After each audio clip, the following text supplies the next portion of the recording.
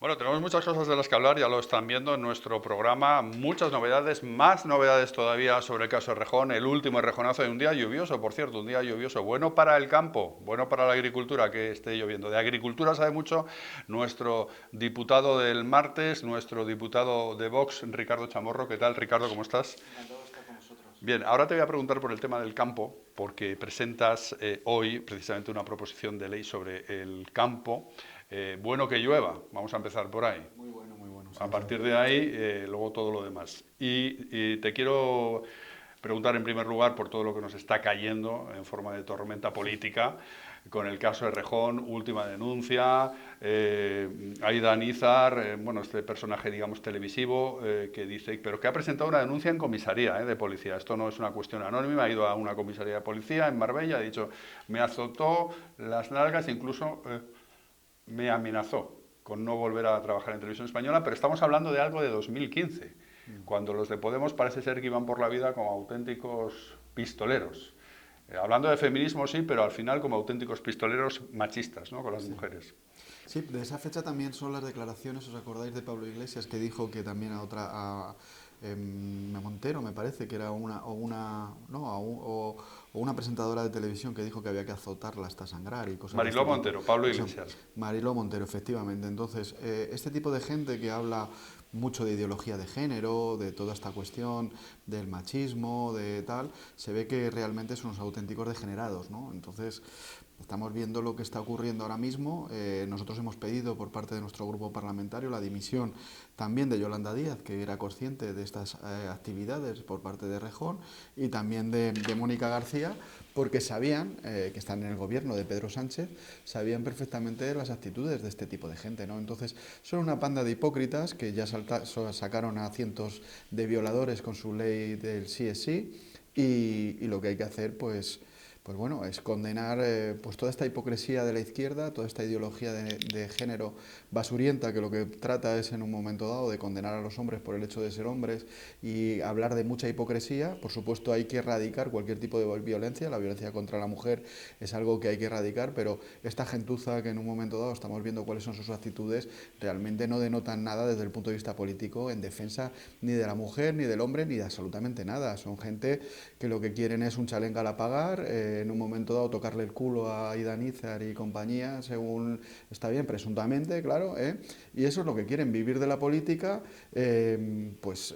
metiendo mucha presión para que haya tensiones a nivel social, para enfrentar el hombre con la mujer, para enfrentar al trabajador con el empresario, es lo que siempre ha hecho la izquierda, y ellos vivir del cuento, como viven todas las élites del Partido Comunista a nivel internacional, tanto en Cuba como en China, como aquí también. Son unos niñatos de universidad que lo que plantean en un momento dado es vivir de la política. El viejo comunismo, por cierto, que también tenía actitudes bastante machistas. El viejo comunismo clásico, el comunismo soviético, por cierto. Efectivamente, siempre han tenido ese tipo de actitudes, pero bueno, son así. Ellos dicen que luchan por la libertad. Bueno, aquí en España, por ejemplo, en la Segunda República también, y cuando llegó a plantearse el voto femenino, la propia izquierda fue la que se opuso, porque decían que las mujeres no tenían la suficiente personalidad para arreglarse contra el hombre, y el voto que iban a votar de manera conservadora porque les iba a obligar el hombre. Esa es la confianza que tienen, digamos, en las mujeres, en la igualdad y en la dignidad de las personas, ¿no? Esta izquierda. Bien, me han traído esto por parte de Chamorro, de Ricardo Chamorro, esa raigambre histórica, digamos, del asunto de Rejón. Pero tú has convivido con el Rejón en el Congreso de los Diputados, él ha sido portavoz en el Congreso de los Diputados. Hombre, imagino que por las diferencias ideológicas igual no teníais mucho trato, pero tú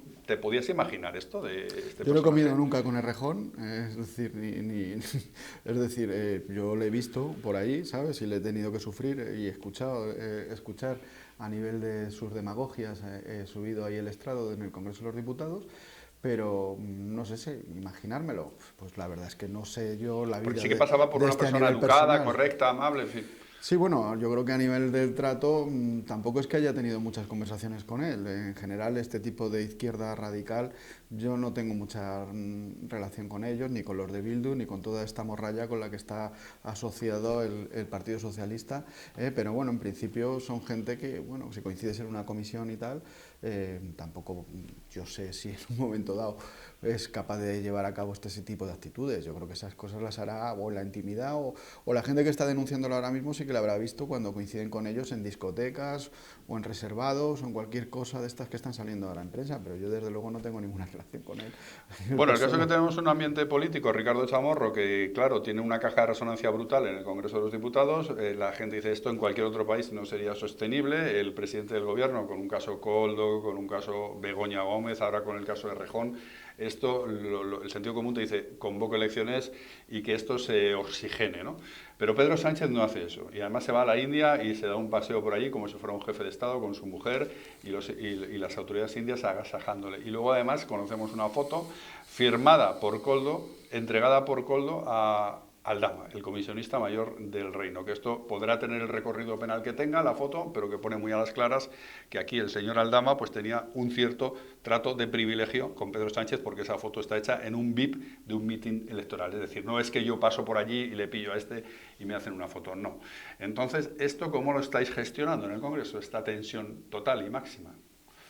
Bueno, nosotros la actitud siempre que hemos tenido es que esto iba a ocurrir, es decir, que la actitud del presidente del gobierno era tiránica, por eso presentamos 2 mociones de censura, tanto Santiago Abascal como el resto de los representantes de nuestro grupo parlamentario lo hemos tenido claro. Este señor, además, ya le decía a Santiago Abascal en el 2021 que lo íbamos a sentar en el banquillo y así está en todas las personaciones que tiene nuestro partido en los temas penales que están ocurriendo y nosotros siempre hemos llevado una oposición férrea contra Pedro Sánchez porque sabíamos y se veía perfectamente las actitudes. Hay otros que estaban a otra cosa, bajo cuerda, negociando el Consejo General del Poder Judicial, poniendo en el Tribunal Constitucional a Cándido Conde Pumpido y todas estas cuestiones. Nosotros no perdíamos el tiempo. Nosotros veíamos esa actitud que estás describiendo perfectamente de un personaje que además está intentando sustituir a nuestro jefe del Estado, al rey de España, por ejemplo, en viajes como este viaje esperpéntico que ha hecho a la India, en el que aparece como si fuera jefe del Estado subido en un camión, y además ya se le veía la actitud. Entonces nuestro presidente y nuestro grupo parlamentario y nuestro partido en general lo vimos venir. Llevamos 5 años en una oposición férrea. Las mociones de censura que te he comentado antes no las apoyó absolutamente nadie. La primera se votó en contra y la segunda hubo una abstención por parte del Partido Popular y el resto de los partidos votaron en contra. Por lo tanto, esto no nos pilla a nosotros de sorpresa. Yo no sé las sorpresas y lo sorprendente de determinada gente. Nosotros lo llevamos diciendo desde hace mucho tiempo.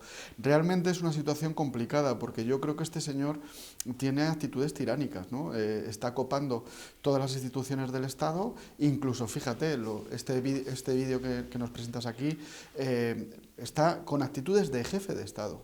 Es decir, una falta es su mujer que está imputada en un caso de tráfico de influencias, entre otras cosas, como una primera dama. Es decir, efectivamente. Que tenemos un jefe de Estado y una mujer del jefe de Estado que es la reina de España. Vaya. Exactamente, que como si fuera la reina de España y que, por cierto, nuestro presidente Santiago Abascal le ha preguntado muchas veces a cuántas empresas del IBEX 35 ha llamado Pedro Sánchez precisamente para presentarle y para concertar reuniones precisamente con su mujer en cuestión del tema del máster, en cuestiones también de colaboraciones que hicieran esas empresas del IBEX 35. Entonces, yo creo que es muy complicado lo que tenemos ahora mismo en el gobierno. Tenemos un personaje con una personalidad muy difícil en el sentido de que es capaz de cualquier cosa, de mentir a todo el mundo, de aliarse con los proetarras, de aliarse con un prófugo de la justicia e irse a Waterloo. En un momento han mandado a Zapatero ahora también para que hable con Puigdemont. Son gente muy peligrosa, muy peligrosa. Es una mafia muy peligrosa y los españoles lo vamos a tener difícil. Nosotros lo dijimos desde el principio para echarle del poder a este personaje. Este personaje no sé, lo que comentabas antes del sentido común, se lo puedes pedir a una persona normal, pero a una persona que le da exactamente igual todo, tiene a su hermano imputado, tiene a su mujer cuestionada, y lo único que pretende cada vez más es presentarse eso como una especie de dictadorzuelo subido en un camión ahí en la India, presentándose como jefe del Estado. Antes de hablar de lo del campo, que nos interesa mucho, de esta propuesta que tienes para el campo español, te quería preguntar por el tema del aeropuerto de Ciudad Real. Sé que te has implicado mucho en este asunto. Eres teniente de alcalde, además de diputado nacional de Vox, teniente de alcalde de Ciudad Real. Y claro, esto cayó como una bomba hace unos días en Castilla-La Mancha porque dijo Pedro Sánchez de repente está negociando con la empresa del aeropuerto, que gestiona este aeropuerto un poco fantasma, que está un poco en desuso, para instalar allí un centro de acogida de inmigrantes. ¿En qué punto está eso?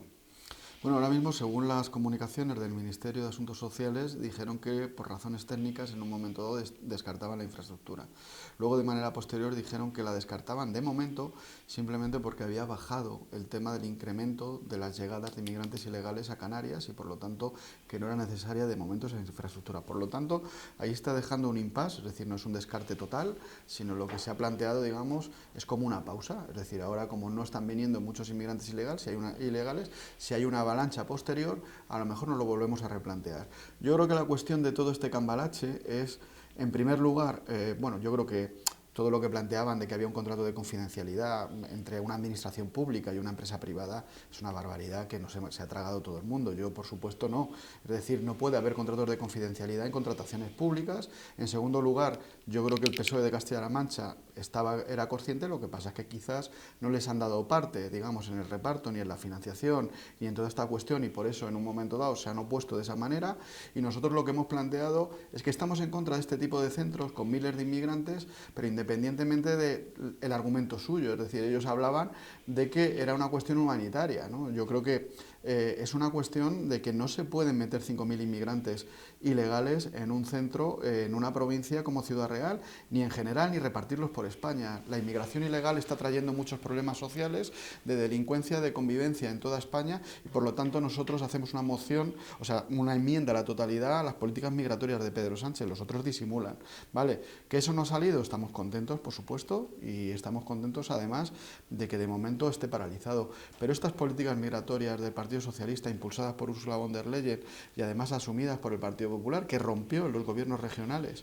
en un momento dado por asumir estas políticas de Pedro Sánchez, me parece que no solucionan ningún problema, y además es una inmigración que no es regular, que no es controlada, que no es una regulación, no es una inmigración normal, que venga aquí a trabajar en España y tal de una manera normal, que es lo que nosotros siempre abogamos, una inmigración controlada que viniera aquí a España, no gente que en un momento dado quebranta nuestras fronteras, quebranta la ley de extranjería y encima en un momento dado los quiere repartir por España metidos en un aeropuerto o en un hotel de 5 estrellas. A mí eso me da exactamente igual, pero creo que esa inmigración hay que darle un mensaje claro a las mafias que hay detrás de esa inmigración ilegal, de decir: esa inmigración ilegal, billete de vuelta a sus países de origen, y para que no haga negocios, como dijo Emiliano García Paje, que eso del aeropuerto era un negocio, no era una cuestión humanitaria. Lo mismo decimos nosotros en Vox con respecto a todas las mafias que hay alrededor de esa inmigración ilegal, que les proporcionan cayucos, conectados internacionalmente con determinadas ONGs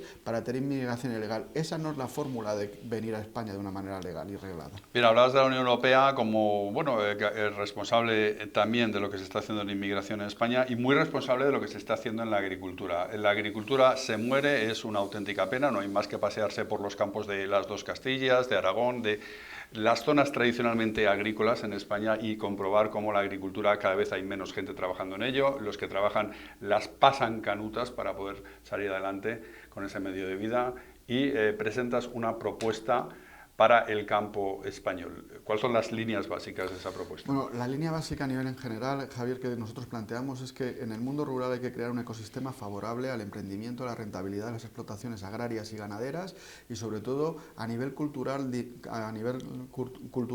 dignificar mucho a la gente que vive en el campo. Digamos, son los operadores ecológicos que gestionan nuestro patrimonio de todos los españoles, están viviendo en el 80% de nuestro territorio nacional, que es eminentemente rural, y la gente que vive en el campo, la gente que trabaja en el campo, tiene que estar muy ensalzada en el sentido del trabajo que hacen para todos los españoles.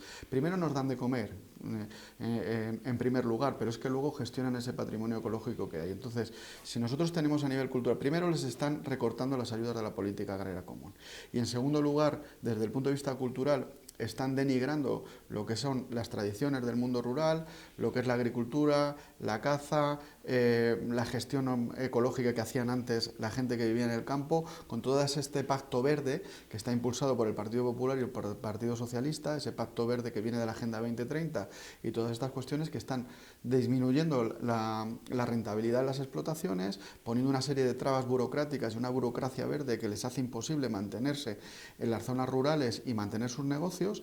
Y entonces, a nivel cultural, al final, la gente que vive en el campo lo que hace es decirle a sus hijos que se vayan fuera de los pueblos, ¿eh?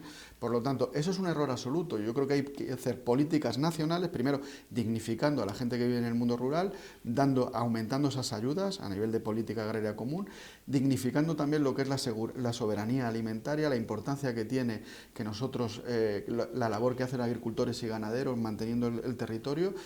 Quien no tiene una soberanía alimentaria, una seguridad alimentaria y mima a esa gente no tiene realmente una política nacional como que se precie, y quien no ensalza a la gente que está manteniendo ese 80% del territorio nacional, que es el mundo rural, tampoco. Nosotros pedimos un plan nacional del agua con infraestructuras que cohesionen el territorio nacional, no con todas estas cuestiones de la guerra del agua a nivel de comunidades autónomas, sino con una visión que cohesione nuestra nación, donde hay regadío. Además se multiplica la población por 3, hay rentabilidad en las explotaciones agrarias, el tema de la PAC, el tema de modificaciones de los seguros agrarios, es decir, es un compendio de medidas que yo creo que nadie se podría oponer si tuvieran una conciencia de la importancia que tiene nuestro mundo rural y del peligro que tenemos a nivel de despoblación. Y yo creo que, bueno, esperemos que nos apoyen los distintos grupos parlamentarios, pero desde Europa, como tú bien dices, están llegando una serie de locuras a nivel de fanatismo climático, de políticas ecorradicales, que lo que hacen es denigrar prácticamente y favorecer a grandes grupos económicos, a grandes grupos de presión, que al final favorecen con estas políticas pues esta izquierda radical que hablábamos antes, que iba de feminista, y luego realmente lo que hacen es lo que hacen, ¿eh? Y en relación a esto, estos que se llenan la boca también de ayudar a la gente humilde y que ayudan con políticas sociales, con todas estas políticas fanáticas, lo que están es fomentando las placas fotovoltaicas en vez de fomentar la producción agraria, y están fomentando los fondos de inversión. Es lo mismo que pasa también con la vivienda aquí en Madrid y en otros sitios, es decir, fomentan, digamos, a la gran finanza y a los fondos de inversión, y lo que están es denigrando, digamos, el derecho de los jóvenes a tener una vivienda, o de la gente que cuida nuestro territorio, que cuida nuestro patrimonio ecológico, que puedan tener un futuro en las zonas rurales. Bueno, pues esa es la propuesta para el campo de Vox que se va a encargar y que se encarga Ricardo Chamorro de presentar, que tiene mucho que ver con el tema de la despoblación. Como saben, hay un discurso también progresista, Ricardo, relacionado con la despoblación, que lo centra todo en es que hay muchos teletrabajadores, la conectividad, tal, pero prescinde de la agricultura y prescinde de la ganadería, como si fuera posible la vida en los pueblos sin agricultura y sin ganadería. Ya le he dicho que es una explotación el tema de los ganaderos, con todas estas leyes animalistas los criminalizan, como decíamos antes, y el tema de la agricultura hemos llegado a oír a Hugo Morán, que es secretario de Estado de Transición Ecológica, decir que los agricultores son los causantes de la sequía. Es decir, hay una criminalización en todas las exposiciones de motivos de todas estas leyes fanáticas, donde criminalizan a los agricultores y ganaderos, que al final, a nivel económico, lo más importante que hay en las zonas rurales es el sector primario. Bien, pues ese es el tema del campo, el tema que nos debería interesar principalmente en España, uno de los grandes temas de España, si no estuviéramos enredados como estamos en toda esta tormenta política absolutamente inacabable y absolutamente cansina, pero importante porque nos tiene encerrados a todos los españoles en las cuitas de Pedro Sánchez y en las corruptelas que le cercan ya en el Palacio de la Moncloa. Continuamos, es diario, es noticia.